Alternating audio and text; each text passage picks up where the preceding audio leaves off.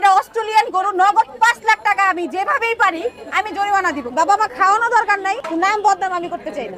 আমার এই গরুটা হচ্ছে অরিজিনাল দেশি গরু, কোনো চাপাবাজি নাই এখানে। জামাই ছাড়া যে খাইতে পারবে না তা না, জামাই জামাই ফিল চাইতে হলে জামাই মোরগটা খেয়ে যান। খাওয়ার পর যদি আপনার টেস্ট না লাগে আপনি বিল দিয়েন না, দেখে শুনে খাইবেন। ছোট ছোট পিচ্ছি পিচ্ছি কবুতর খাইতে যায় না। খোলা খাবার আমি সেল করি না। ইলিশ খাবেন, ইলিশের ভর্তা খাবেন না, মাওয়ার ফিল কিভাবে পাবেন ভাই? স্ট্রিট ফুডে ফর দা ফার্স্ট টাইম একমাত্র তুহিনবার খিচুড়ি ঘরে ইলিশ মাছের ভর্তা উঠানো হয়েছে। প্রবাসী তো 5 মাস আগে মাওয়া যা বন্ধ করে দিয়েছে, এখন তুহিনবার খিচুড়ি ঘরে আসে ইলিশ মাছ খাওয়ার জন্য।